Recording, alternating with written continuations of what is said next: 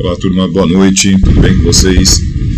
Estamos gerando esse vídeo aqui, né, esse material, esse conteúdo para auxiliar, né, e para servir como uma base, uma introdução para a aula que vai ficar para terça-feira, né? O objetivo seria na aula de hoje nós abordarmos de forma prática a instalação da placa-mãe, né? A programação da escola mudou um pouquinho, tivemos hoje uma alternativa, né, remota, e fica para terça-feira a nossa abordagem prática. Bom, como somos tecnológicos, né, e aproveitando que na terça-feira estávamos aqui falando sobre convergência tecnológica, né, e olha aqui, olha nós novamente aqui na convergência tecnológica, né, algo que está nos permitindo chegar em contato com vocês remotamente, a convergência tecnológica abordada nas nossas aulas de sistemas de informação.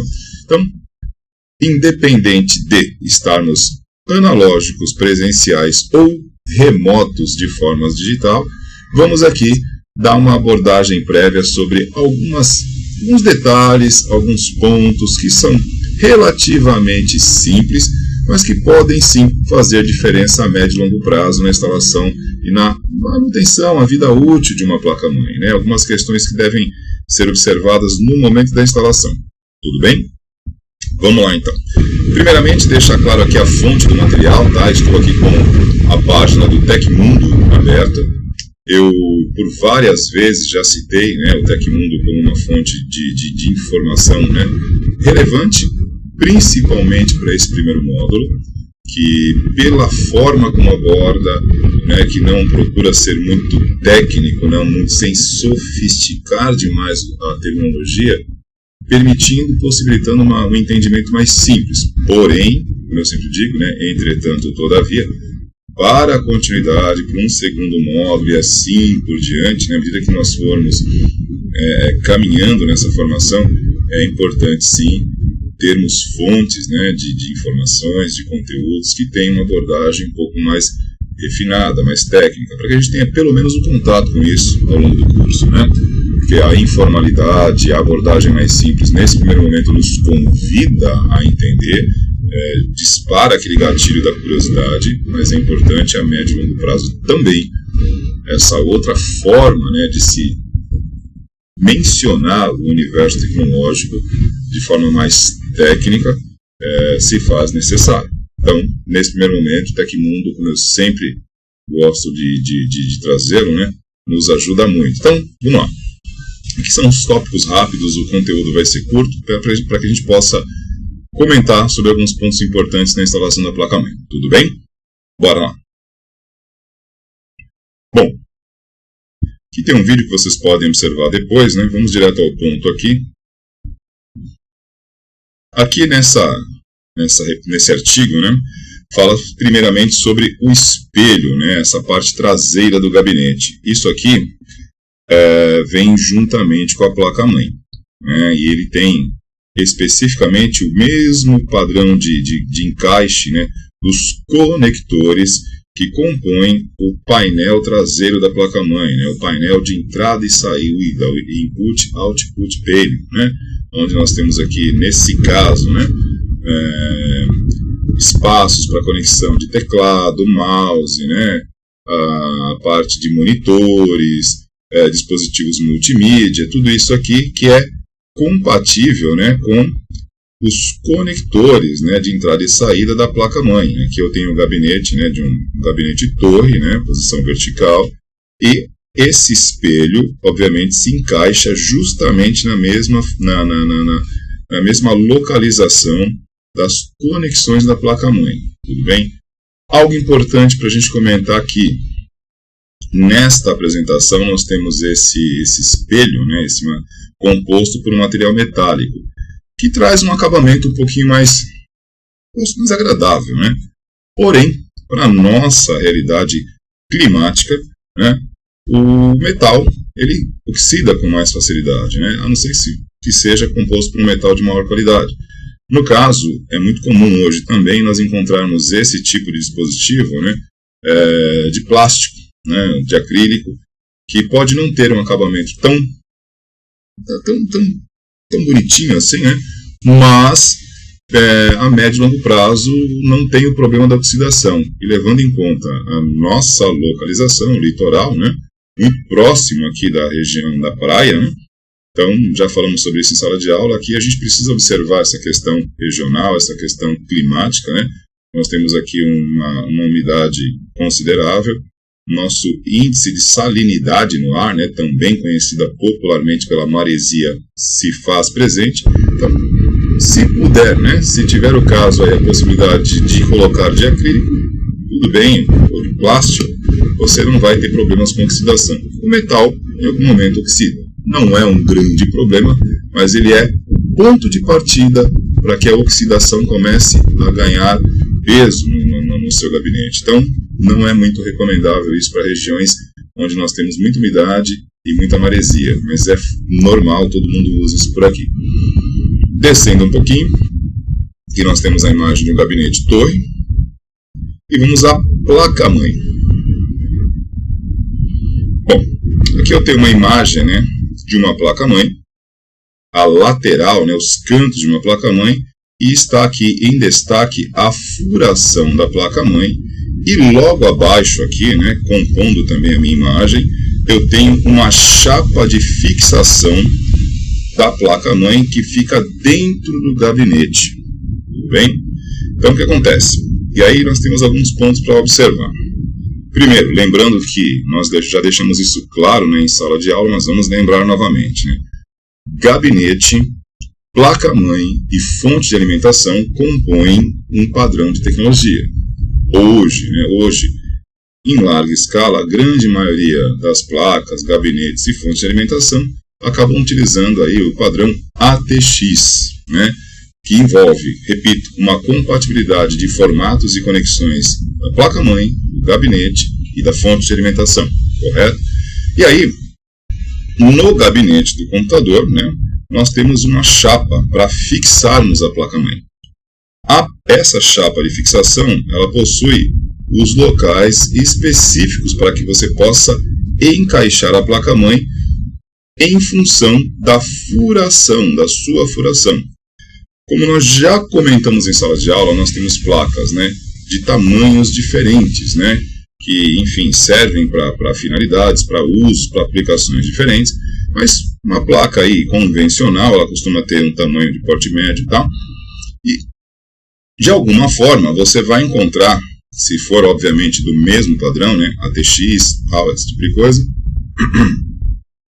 você vai procurar localizar a furação da placa-mãe que se adeque aos furos de fixação da chapa do gabinete. Desculpe. Aqui, ó, esse formato de chapa, e aí algo que aterroriza, né, aqueles que estão dando os primeiros passos na área, né, aqui eu tenho uma chapa de fixação onde os locais de encaixe são em alto relevo, né. Nem todas são dessa forma. Nós temos algumas placas, umas chapas de fixação que são totalmente planas, e aí eu já explico para vocês como é que a gente procede nos dois casos.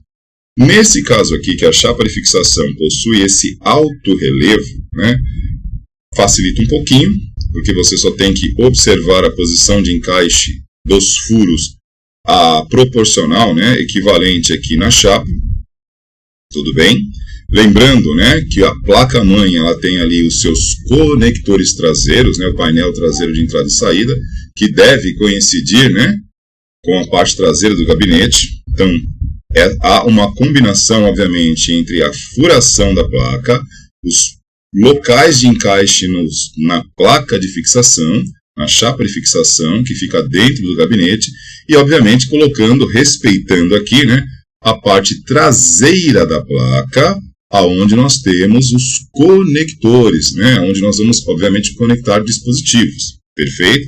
E aí, levando isso em conta, tá, nós fixamos a placa, a chapa de fixação. Nesse caso aqui, a chapa de fixação está fora do gabinete, né, é uma ilustração que mostra lá fora, mas isso aqui fica dentro do gabinete.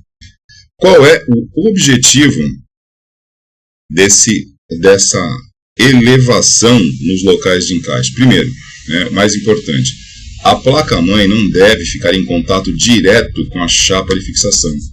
Isso pode, né? Pode não, né? Isso conduz eletricidade entre placa-mãe e a chapa de fixação. Isso não é legal.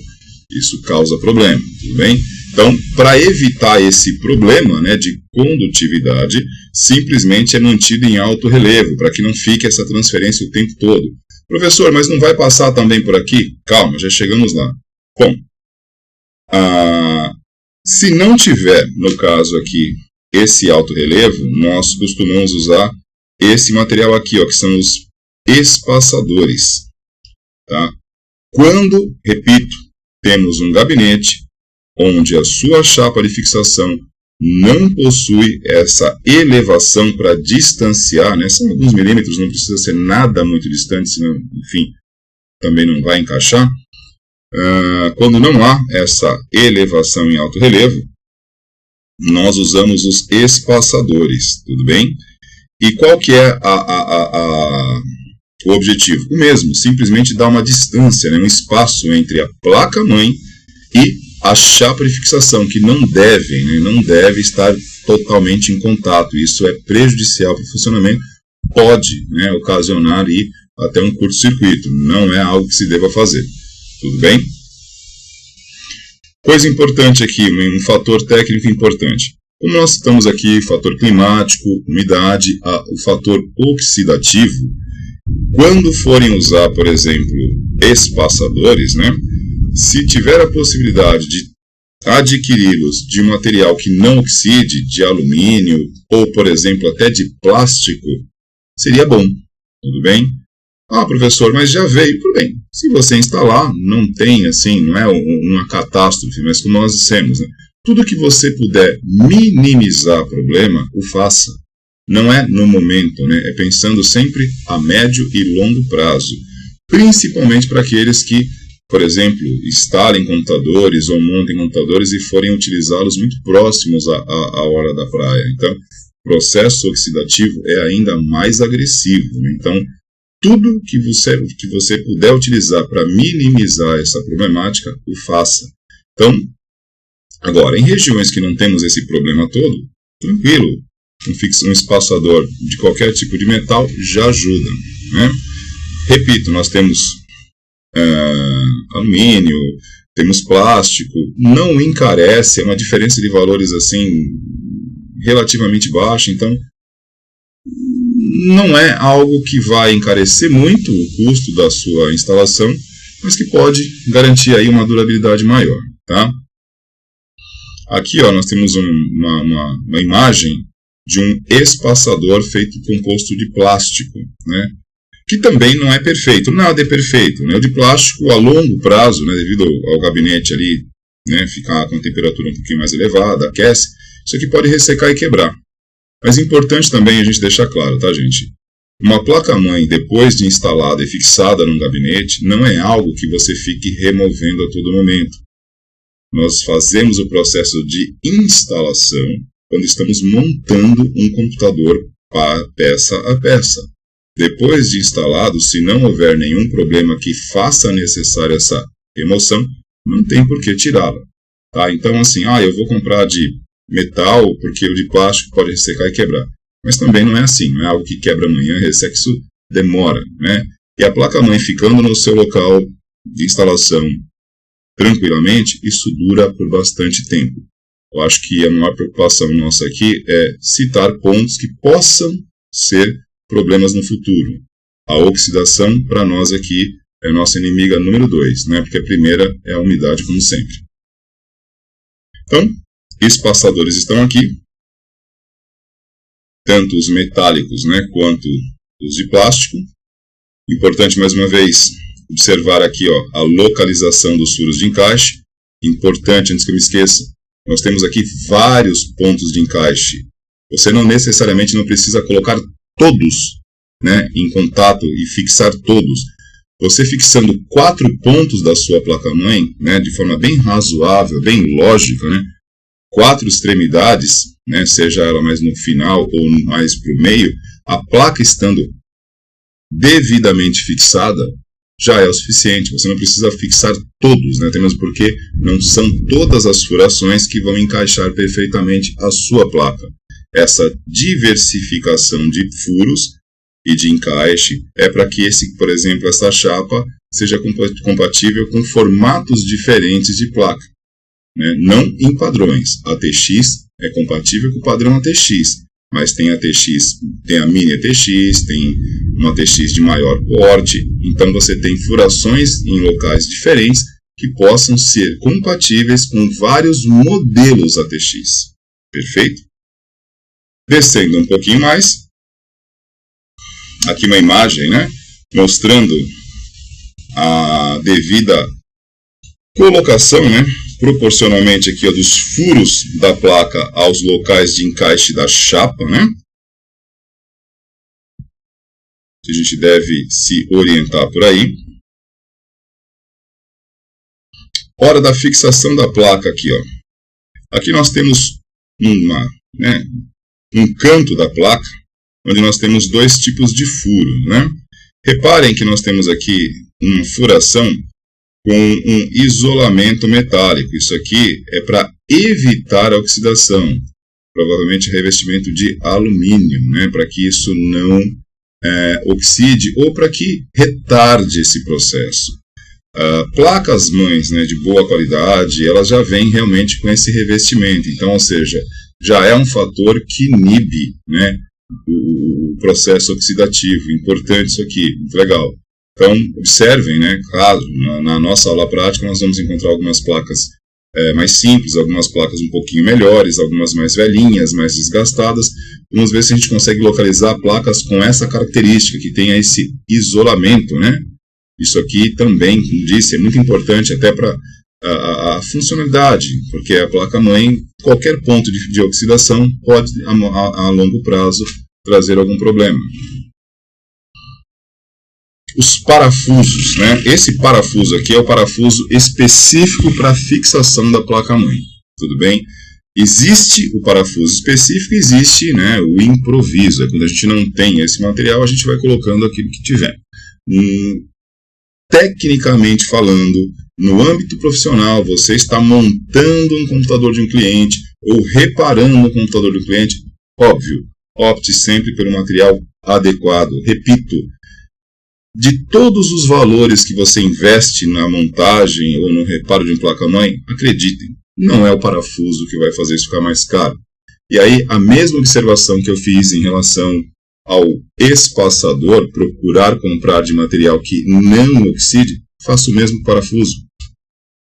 Parafuso de alumínio, a diferença de preço não é tão impactante assim, e vale a pena porque é outro fator que a longo prazo pode enferrujar, pode oxidar, e de material que não permita isso é muito mais importante, muito mais adequado para a sua placa-mãe, correto?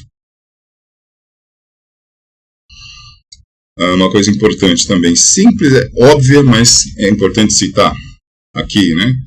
No momento da fixação do parafuso. Não é necessário você fazer uma força, né, exagerada, né? Como eu sempre digo, é uma área que um pouco de sutileza, né, um pouco de delicadeza não faz mal a ninguém.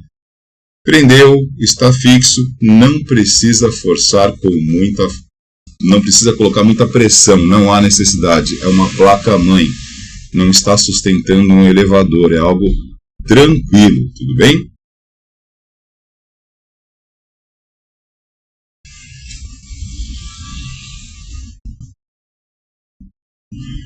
Uma imagem que eu estou procurando aqui, que eu não estou localizando, mas isso a gente mostra para vocês no momento em sala de aula, são as arruelas isolantes, de material emborrachado ou não condutor, que serve também para auxiliar esse processo aqui do revestimento dos furos da placa-mãe. Eu acho que nesta apresentação aqui do Tecmundo não tem os parafusos com arruelas de isolamento. Mas uma coisa rápida aqui, para a gente finalizar e não deixar isso em aberto com vocês.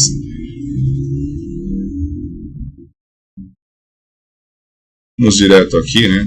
ao Google, o Google é nosso pastor e nada nos faltará.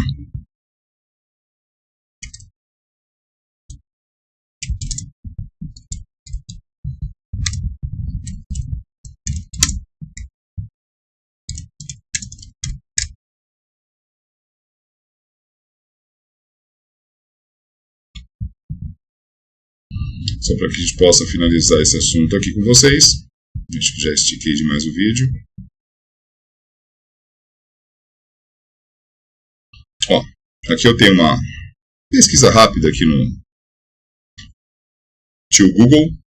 Aqui nós temos o parafuso de instalação, de fixação, nós temos o espaçador da placa-mãe e nós temos aqui, né, a rosca de isolamento. Né? Isso aqui geralmente ou é borracha ou algum material não condutor que você utiliza entre, né, o parafuso e a placa-mãe.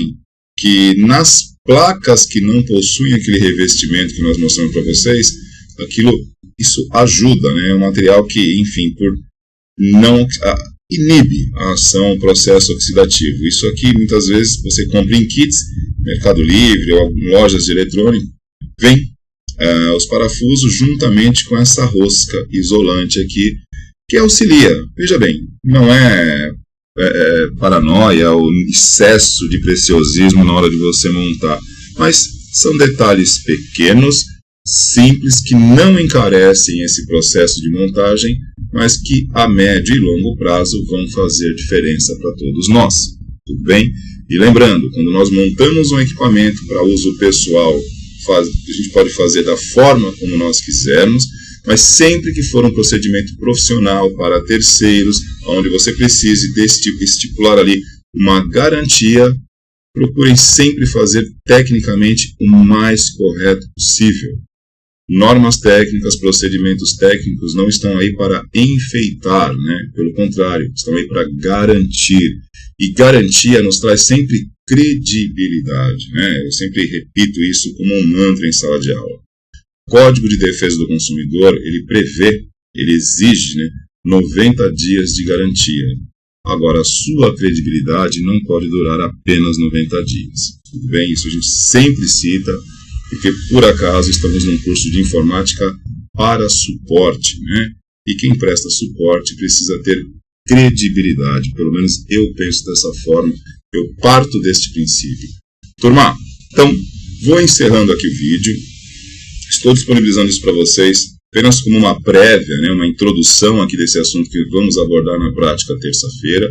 E, né, estamos à disposição, a aula é remota, mas estaremos à disposição aqui para qualquer dúvida, é só colocarem no chat ou na própria plataforma que a gente procura respondê-los. Até às 11 estaremos à disposição por aqui, tudo bem? Turma, uma boa noite e até a terça-feira para que a gente possa colocar isso para acontecer na aula presencial. Até mais!